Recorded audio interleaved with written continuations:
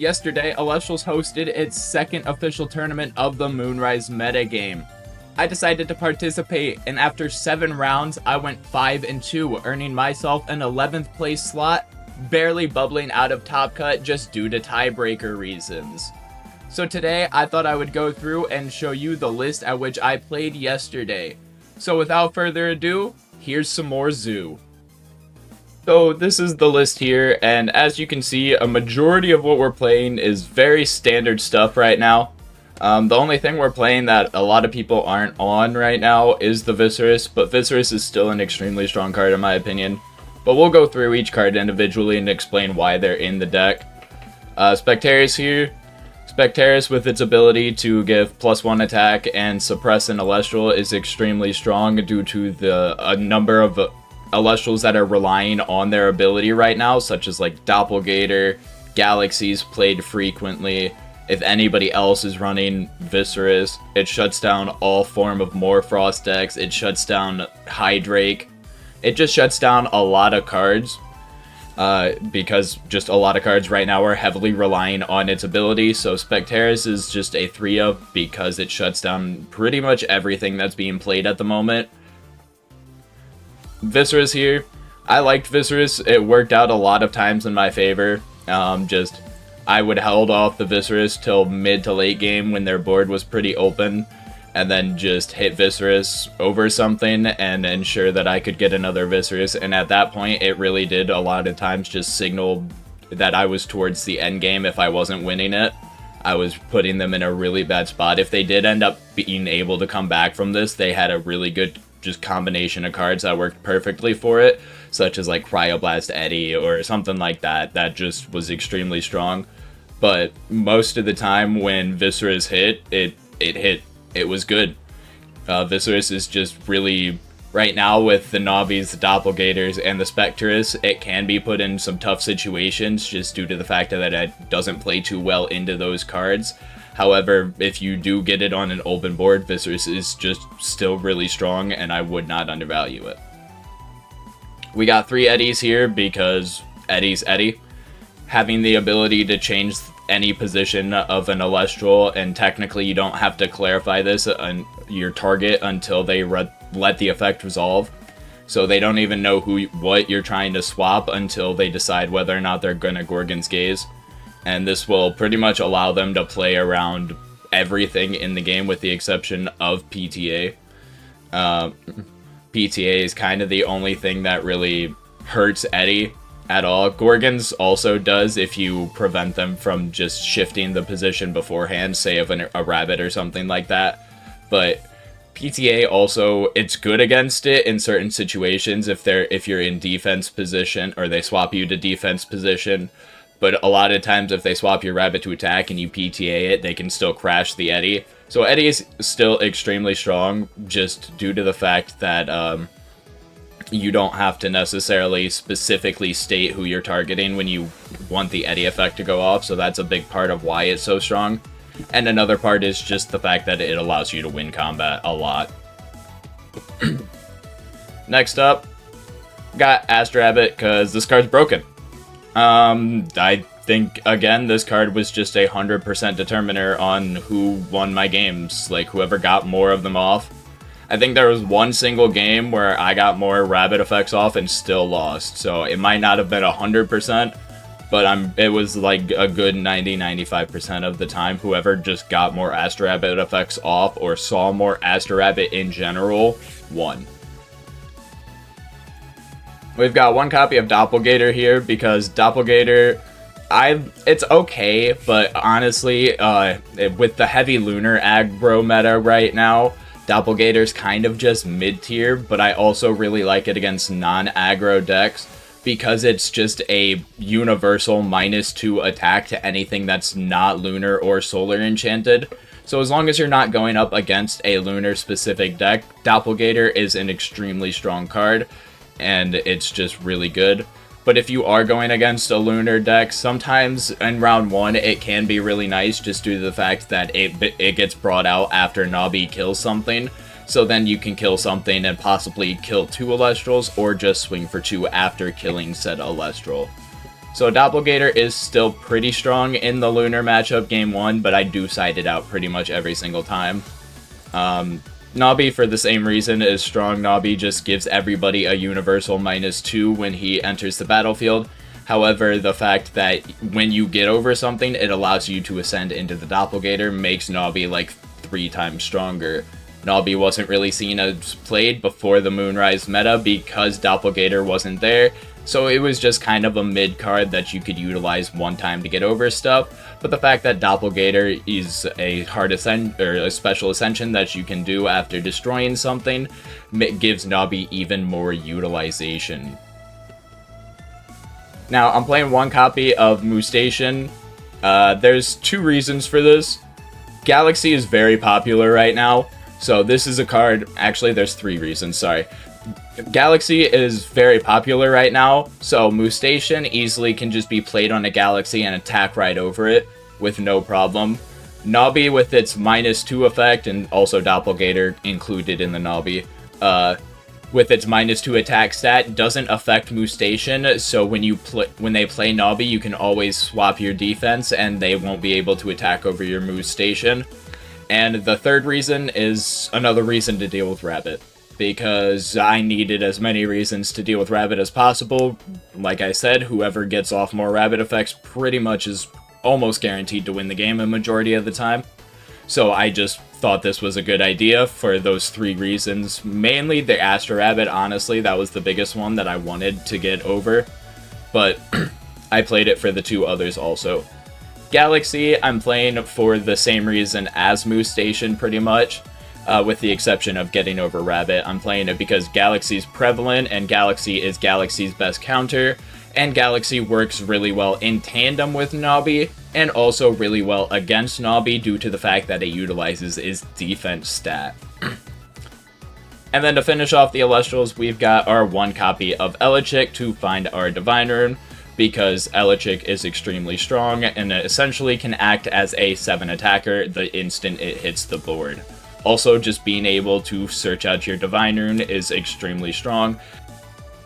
Moving on to our runes, we've got 1 copy of Resting on Your Laurels. This is just really good for being able to remove something when you're behind. Essentially, as soon as they drop a 2nd body, you're easily able to just Resting on Your Laurels and then come back from it, especially if you have another Celestial that can win combat. This will just allow you to come back from a bad board state in 1 turn.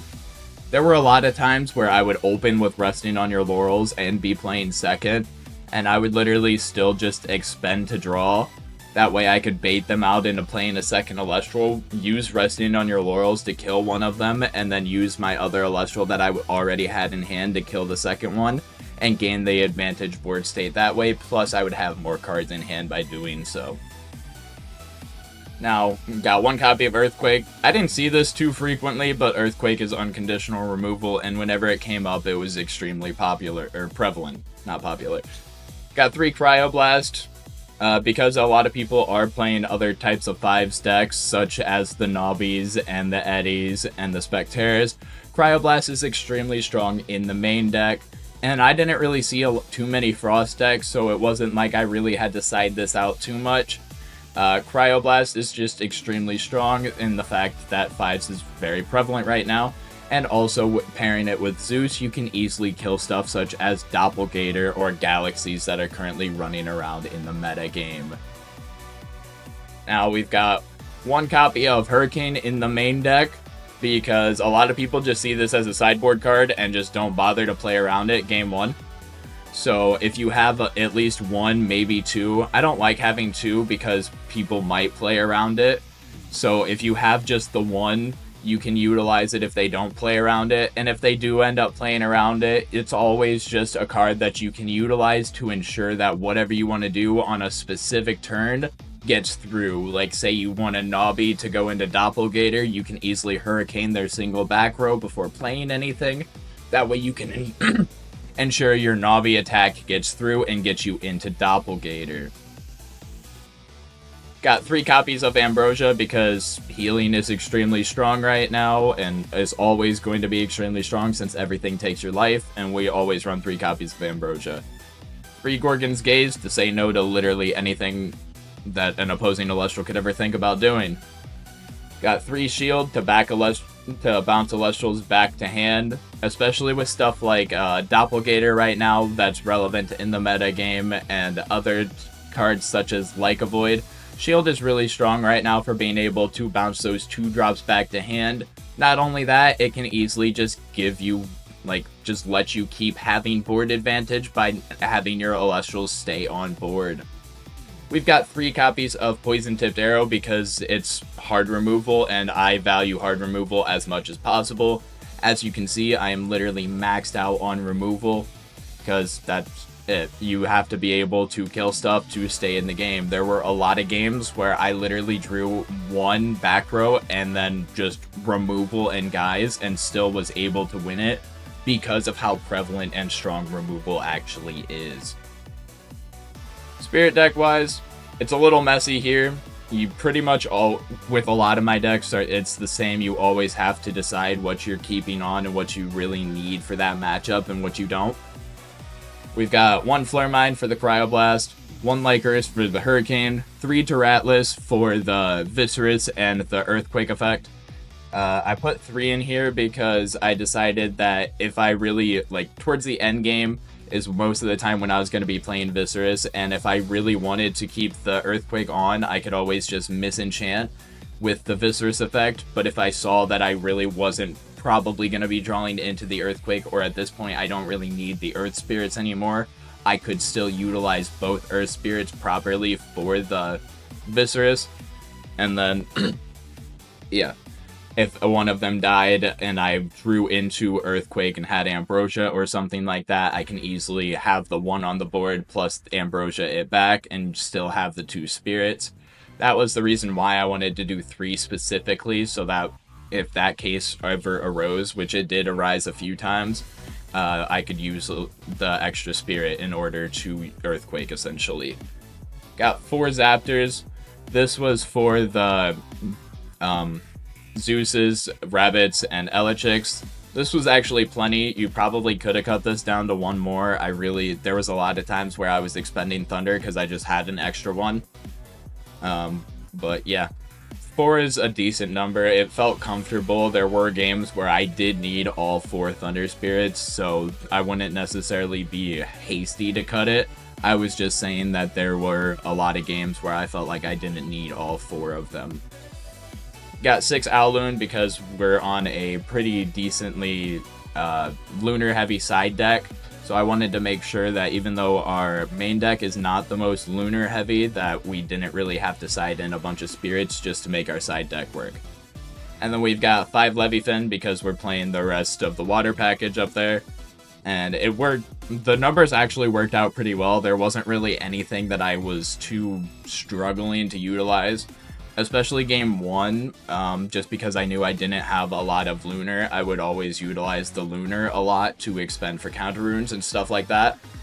Game 2, if I was more on the lunar package, I was siding out the water, so it was pretty much just kind of which package am I on, and then I needed to utilize the other part of the spirits for the package for the counter runes and stuff like that.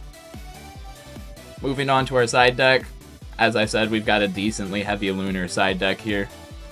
Now we've got 2 copies of Waxing Gibbous for the lunar matchup. I brought this in every single time I saw the lunar matchup. I never saw this card. I cannot give you an honest perspective on how this card works because I just never drew into it. I would side both in every single time I saw lunar aggro, which was decent amount. Never saw it a single time. Got 2 copies of Dense Fog along with 2 copies of Toxiri. I actually really enjoyed this combination, and it even won me my last round against Morfrost because Dense Fog just completely shuts that down.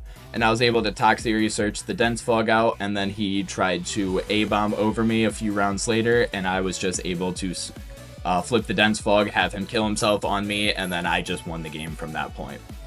So Toxiri plus Dense Fog, I really like, especially if you're not in a lunar matchup. So those are really strong. Got The 2 copies of Hurricane in the side deck, I did this because if people weren't respecting Hurricane, you could easily put 1 to 2 copies in, and then you would just be able to just demolish them. There was one game where I sided in 1 Hurricane. For some reason, I decided that I was going to keep a hand with 2 Hurricane in my opening hand, and like, I think I had 1 guy, or I might not have even had a guy. And my opponent literally set 3 and set a guy, and I didn't even have a guy because I cryoblasted his Spectaris and hurricaned his entire back row, and he lost 4 cards to my 2, and then I just passed back, and he was just stuck expending a draw trying to find answers the entire time. Got 2 copies of Divine Blessing. This was here mainly for the Blizz matchup, and also if I noticed that they were on Hurricane. I brought it in. This was also a card that I just never ended up seeing. There was 1 single time that I saw this off of a Rabbit Effect, but I did send it back because it was early game and I had like 0 board established at that point, so it wasn't really going to do me any good. So I didn't really see this card this time, but I have utilized this, and I know that this is an extremely strong card when it goes off, so I would definitely keep this in the sideboard. Got 1 copy of Spoiled Fruit. This definitely is a strong card. I would probably recommend putting a second in there. I played against Heal Stall in, I think it was either my last round or my second to last round. And Spoiled Fruit literally won me the game because he tried to utilize Quackle at the end of the game, and I just Spoiled Fruit, flipped it, killed the Quackle, and then I was able to swing out for game. So this card is extremely strong, especially against the Heal Stall decks, and with Caleb doing so well in the tournament last week, or yesterday, with his Heal Stall deck, I assume that Heal Stall is going to become a lot more prevalent, so I would look at siding in more copies of these. We've got 1 Nobby just in case they weren't on Lunar, so I could easily side in the Nobby and just have a big attacker. 1 Night Venom. I thought this was going to go with the Toxicity Dense Fog package. Never once did I side it in. I would just completely X this card from the side deck. I don't really see a purpose in having it in here.